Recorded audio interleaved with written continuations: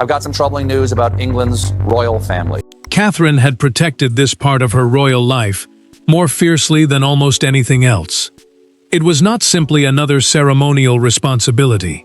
It carried years of private work, deeply personal conversations, and a vision she had built around children and families. Then, without warning, a formal claim bearing Meghan's name reached the palace. Kate read the opening lines once, then again, and according to everyone in that room, her expression changed completely. Before we go deeper into what this really means for the royal family, make sure to subscribe so you don't miss a single update. Kate sat at Kensington Palace with the briefing open before her. The document stated plainly that Meghan was seeking recognized co-patron status and decision-making rights over Catherine's royal early childhood patronage. A patronage is a formal royal association with a cause, giving that royal a public role in supporting it. She had spent years building relationships with researchers and parents, making early childhood a deeply personal public mission for years to come. Her eyes stopped on Meghan's name. Then she asked her private secretary, who knew this was coming. The room went still. William entered later and knew this was not routine paperwork. He watched his wife reread the page as she explained what frightened her most. She was not worried about prestige. The one area she believed had remained untouched by the family's fractures was now being pulled into them. The household patronage register, the internal system used to record which royals represent charitable causes, became the doorway for the challenge. Meghan's filing argued that her earlier royal work gave her an enduring connection to the initiative. Kate heard that argument and felt betrayal. The tension sharpened several pages later. Meghan's representatives pointed to conversations from the Sussexes' early royal years and argued that the project had once been expected to become a broader collaborative platform involving both couples. Catherine stared because it touched a past she thought was finished. Then came the second attachment. It referred to an old internal meeting note carrying both women's names. Yet nobody in Kate's team remembered approving its interpretation. William took the file, read the disputed passage, closed the folder, and placed it flat on the table. "Find the original," he told the aide. That order changed everything. What looked like a sudden challenge from Meghan was beginning to expose an older fracture, buried inside the years when Catherine, William, Harry, and Meghan had briefly tried to operate as one royal team. Before Kate could decide how to answer the woman confronting her now, she had to face a harder truth. Meghan had once been expected to stand beside her. To understand why the claim struck Catherine so deeply, the palace had to look beyond legal wording and old briefing papers. This was a collision between two women whose royal lives had once been presented as parallel stories. Both married princes. Both entered an institution older than themselves. Both were expected to represent change. Yet somewhere between those expectations, every shared ambition became another reminder of what had broken between them. Catherine had spent years turning early childhood work into something far more personal than a ceremonial duty. She met researchers, parents, teachers, and mental health specialists, listening to stories that shaped how she understood the pressures facing children and families. The patronage became one of the strongest parts of her public identity, because it reflected work she had continued, even when royal life around her became increasingly unstable. Meghan had once approached that same landscape differently. During her time as a working royal, she believed younger family members could combine causes involving women, families, community welfare, and children into a broader modern platform, rather than guarding separate areas. Kate still remembered one early private conversation when Meghan spoke enthusiastically about bringing several causes together under a shared initiative. She had smiled, listened, and chosen her words carefully. Inside, however, Catherine felt uneasy. The work she had spent years building suddenly sounded like one piece of a larger royal campaign, and she feared its purpose could be diluted. Meghan remembered the same exchange very differently. In a documented account attached to her present filing, she described feeling that Catherine's warmth disappeared whenever shared responsibility became real, and that palace doors gradually closed once Kate's future position required a separate public identity. That contrast turned the dispute into something more dangerous than a fight over a title. Meghan's paperwork argued that institutional preference had pushed her away from initiatives she believed she had helped shape. Catherine's advisors then uncovered the detail that changed the mood completely. The request was not limited to historical acknowledgement. It included consultation rights over overseas partnerships and formal recognition of Meghan's earlier contribution. If accepted, her name could remain permanently linked to the project Kate had protected most fiercely. Catherine waited until the staff had gone before speaking freely to William. She folded the briefing closed and looked at him with a sadness deeper than anger. Seeing her name beside this feels like reopening a room I thought we had locked years ago, she admitted. The prince did not rush to answer. He understood that his wife was not defending status. She was defending something she had built, while relationships around her had fallen apart. Then the records he had demanded finally arrived. Buried inside them was a forgotten meeting from 2019, one that placed both women in the same room at the exact moment their ideas about cooperation began moving in opposite directions. What looked like a sudden challenge in the present was about to be traced back to one specific afternoon when cooperation between the two women quietly collapsed. The crucial document was not dramatic when it was first written. No accusation appeared in its margins. No royal storm followed the meeting. Yet years later, one short record from a closed discussion would become the foundation of Meghan's extraordinary claim. Catherine remembered the afternoon. Meghan remembered it too. But the two women remembered its meaning very differently. And once palace lawyers compared those memories with the surviving notes, the present conflict suddenly had a clear beginning. Catherine returned mentally to February 2019, when she, Meghan, William, Harry, and two foundation officials met privately at Kensington Palace. The purpose sounded simple: decide whether early childhood development could sit inside a broader joint family initiative. At that time, all four younger royals still worked through one shared foundation structure, meaning their charitable projects were often discussed under the same organizational umbrella. Meghan proposed adding maternal well-being and support for disadvantaged families. One official wrote that she could participate in future development. The phrase looked harmless then. Years later, it would become explosive. Kate pushed back when the conversation shifted from cooperation toward shared ownership. She explained that the early childhood work had grown from years of research, private meetings, and direct conversations with specialists. She did not want it absorbed into a broad campaign simply because the palace wanted unity. Meghan heard something colder. She left believing she had been welcomed into the project and then quietly pushed away. Catherine walked out, believing she had protected her work without attacking anyone. The same meeting had created two completely different memories. Then the recovered note delivered the real shock. Beneath the official summary sat a handwritten addition, future joint patronage model to be reviewed. Meghan's present filing relied heavily on those 6 words because they appeared to support her belief that a shared role had once been under serious consideration. Catherine read the sentence and immediately denied approving it.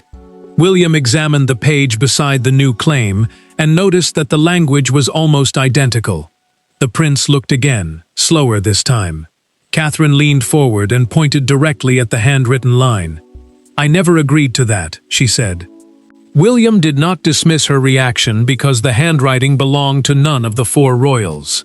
Palace staff traced it instead to a former foundation executive who later helped restructure responsibilities when the Sussex and Cambridge households separated. That discovery made the dispute far more dangerous. Someone had written an expectation into the record, without proving that Catherine had ever accepted it. The ambiguity destroyed any hope of ending the matter with a simple palace rejection. Meghan now had a document supporting her interpretation, while Kate had a clear record of resistance. A private meeting was proposed. Then Catherine made the decision nobody expected. She would attend herself. Years of distance had allowed both women to preserve their own version of that afternoon, but now they would have to defend those versions while sitting across from each other. There were no cameras waiting outside the room, and no public statement prepared for afterward. That was deliberate. Catherine wanted no performance, and Meghan wanted no palace intermediary reshaping her argument before it reached the woman at the center of it. When the door closed, years of interviews, departures, accusations, silences, and carefully avoided encounters were reduced to one table, and two women who no longer trusted each other's memories. Catherine arrived determined to keep the discussion narrow. Meghan entered with the same restraint, accompanied only by a legal advisor, while Kate had one of her own.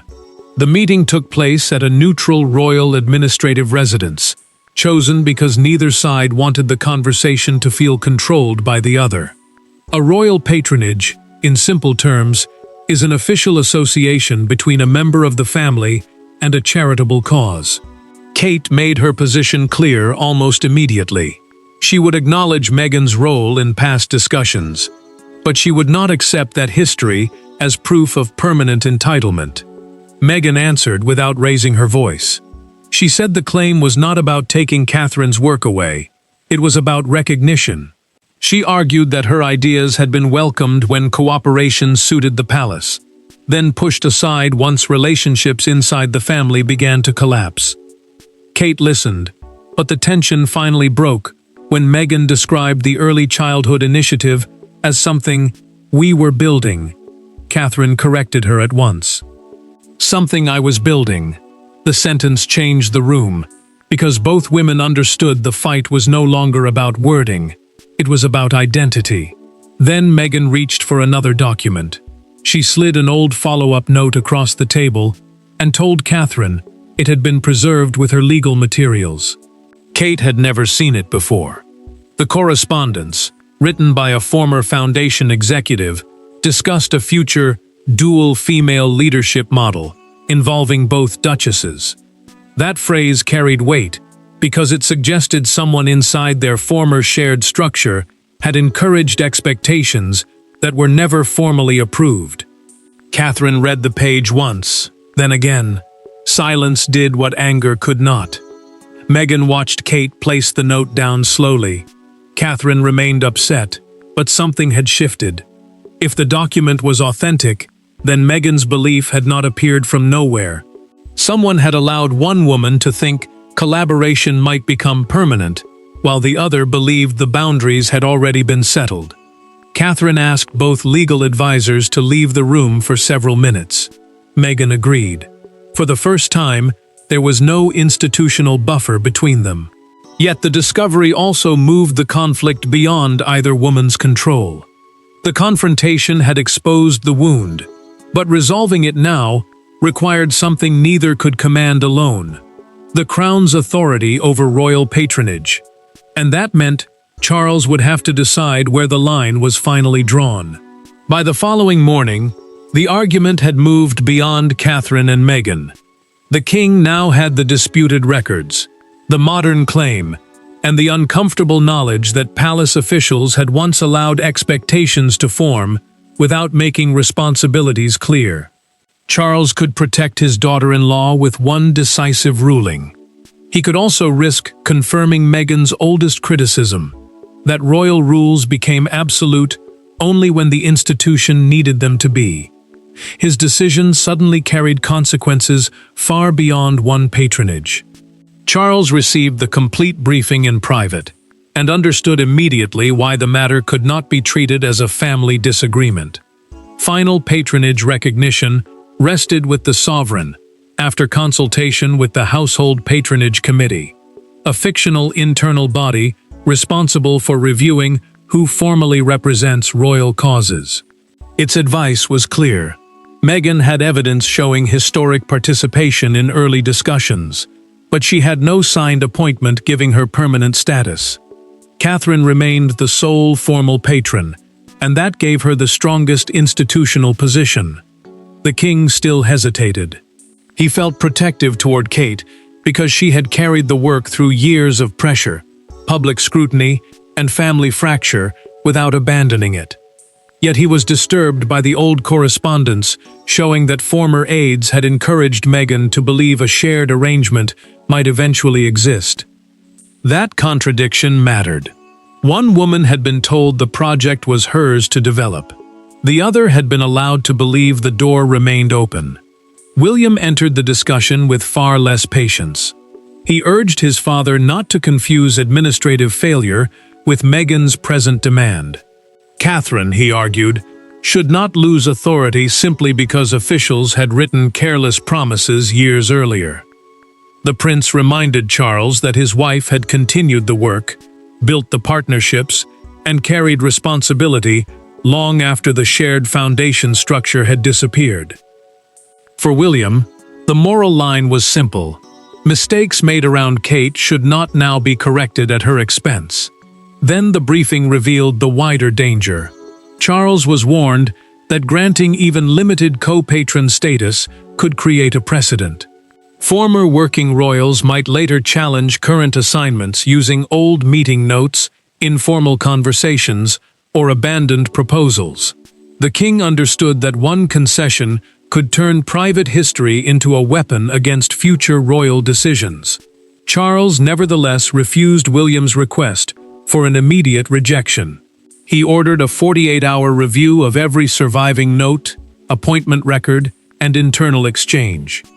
That decision forced Catherine to live with the possibility that part of Meghan's claim might still survive. Alone afterward, Charles read Kate's handwritten statement explaining why the work mattered to her personally. He removed his glasses, set them down, and told his private secretary, "We will correct what was mishandled, but we will not rewrite what was never granted." The ruling was taking shape, but before the king could deliver it, the confidential dispute escaped the palace walls. What had been contained in private rooms was about to become public, and Catherine would feel the impact first. Catherine learned that the story had escaped the palace not from an advisor, but from the silence that followed when she entered her morning briefing. Phones had already started ringing.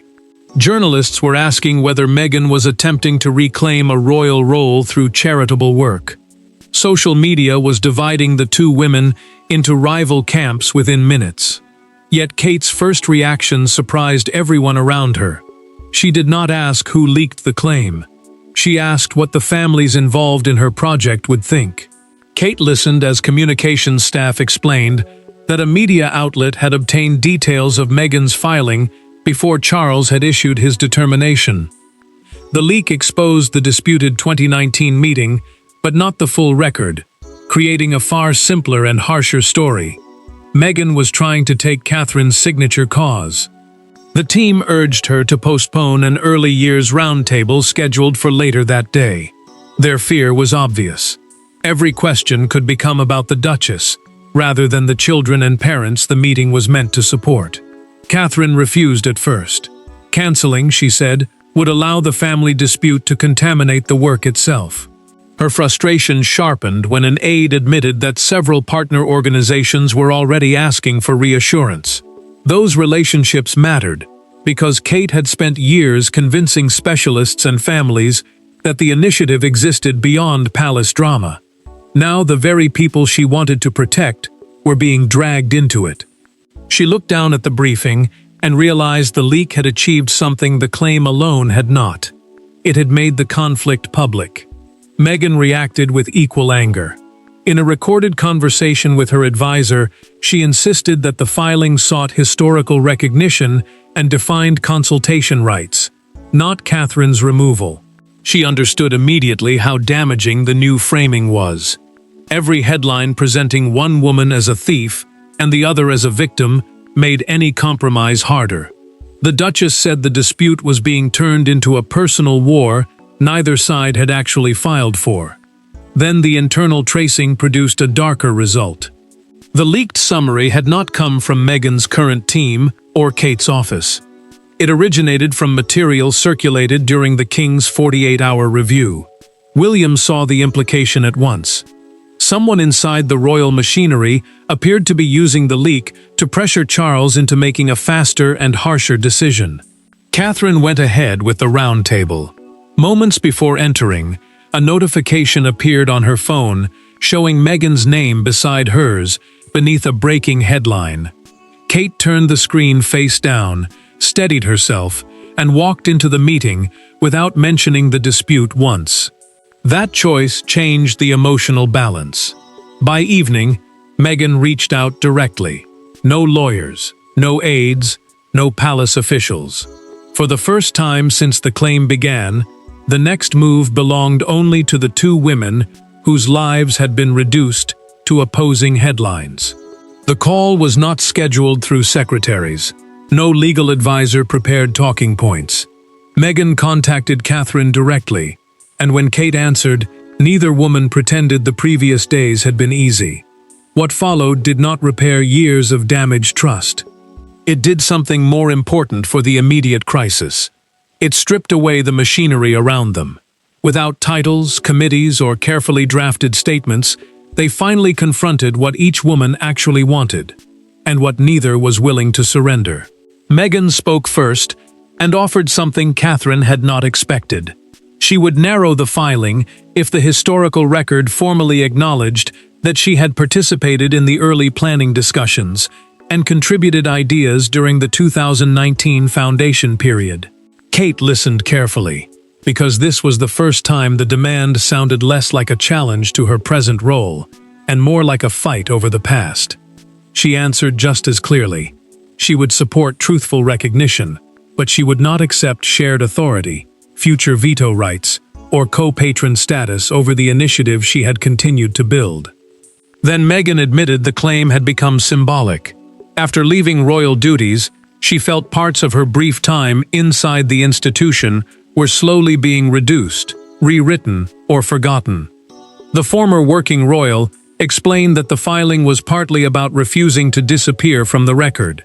Catherine understood the emotion, but not the method. She told her that preserving one person's history could not come at the cost of forcing another to defend work that had become deeply tied to her purpose. The conversation shifted again when Meghan made a crucial admission. She said she had never intended to remove Catherine from the patronage. The most aggressive wording in the original filing had been drafted by advisors as negotiating leverage, designed to begin from the broadest possible position before narrowing toward compromise. Kate absorbed that quietly. It did not erase the hurt, but it changed the meaning of the threat. Catherine then revealed something Meghan had not yet been told. Charles was prepared to reject the co-patron demand, but the king was considering a corrected archival statement that would formally acknowledge Meghan's early contribution. An archival statement is an official record clarifying how a past event or responsibility should be remembered. For the first time, both women could see the shape of a settlement. Silence followed. Catherine finally said, "I won't erase what you did." Meghan answered, "And I won't claim what became yours." Neither offered forgiveness. Neither pretended the old wounds had vanished, but both accepted the boundary. That private understanding gave Charles the opening he needed. Yet before the king could issue his ruling, the argument outside the palace exploded. The personal battle had cooled, but the public one was about to reach its loudest point. By morning, the dispute no longer belonged only to Catherine and Meghan. It belonged to television panels, newspaper editors, royal commentators, online campaigns, and crowds gathered beyond palace gates. One side saw Kate defending years of devoted work. The other saw Meghan demanding that her brief royal service not be erased from history. Yet beneath the noise, something important was being missed. The two women themselves had already moved further toward compromise than almost anyone arguing in their names. Catherine watched the coverage only briefly before turning it off. What disturbed her was not the criticism aimed at her. It was seeing parents connected to early years charities being asked whether they supported Team Kate or Team Meghan. The cause she had spent years trying to protect was being reduced to a contest. Buckingham Palace refused to comment, while Charles completed the final patronage determination, a formal ruling deciding who officially holds authority over the royal cause. That silence made the speculation even louder. Meghan faced a different kind of pressure. Headlines described her filing as a raid on Catherine's life's work, language far harsher than the private compromise she had already reached with Kate. In a recorded conversation with her advisor, she admitted that the coverage made her question whether seeking formal acknowledgement had been worth reopening so much family pain. She had wanted her past contribution recognized. Instead, the public argument made it look as though she wanted Catherine's future. Then the first real sign of the coming decision emerged. A broadcaster obtained confirmation that Charles intended to separate historical contribution from present patronage authority. The distinction mattered because it suggested Meghan could receive recognition for her earlier involvement without gaining control over Kate's current work. Neither woman would receive everything once demanded, but both could leave with something protected. William received another crucial update soon afterward. Meghan had formally withdrawn her request for future decision-making rights. The prince understood immediately what that meant. The private conversation between the two women had held. Catherine had protected the patronage, and Meghan had stepped back from challenging its future control. Outside Kensington Palace, a small crowd gathered behind barriers as the evening papers arrived. One front page showed Catherine and Meghan divided by a jagged white line beneath the headline, "Who owns the cause?" A woman near the gate looked at it and told a television reporter it shouldn't have become a contest between them. In one sentence, she captured what days of commentary had missed. Minutes later, the palace prepared to release the king's final determination. After accusations, hidden records, and reopened wounds, the legal question was about to end. But the deeper verdict would belong to Catherine and Meghan themselves. The ruling was shorter than the conflict that produced it. Catherine would remain the sole patron, retaining full authority over the royal initiative she had developed and carried forward. Meghan would receive something different: formal acknowledgement in the historical archive for her participation in the early joint discussions, but no continuing ownership, veto, or co-patron status. After days of speculation, the answer was finally clear. Nobody had taken Catherine's place. Nobody's past contribution had been erased either. Charles formally rejected Meghan's original demand for recognized co-patron status and future decision-making authority. The royal early childhood patronage remained exclusively attached to Catherine and her office. A co-patron is someone who officially shares responsibility for representing and supporting the same cause, and that shared authority would not be granted here.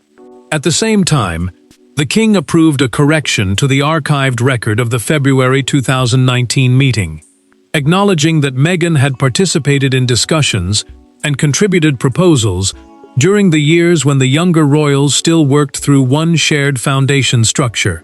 Kate felt relief, but she did not treat the decision as a victory. In a private conversation with William after the ruling, she admitted that she had never wanted Meghan humiliated. She wanted a clear boundary around work she had continued to carry when so much else inside the family had changed. The prince understood what that meant. This had never been about defeating another woman. It had been about protecting something Catherine had built through years of pressure, uncertainty, and personal sacrifice. Meghan accepted the determination and withdrew the remaining elements of her claim.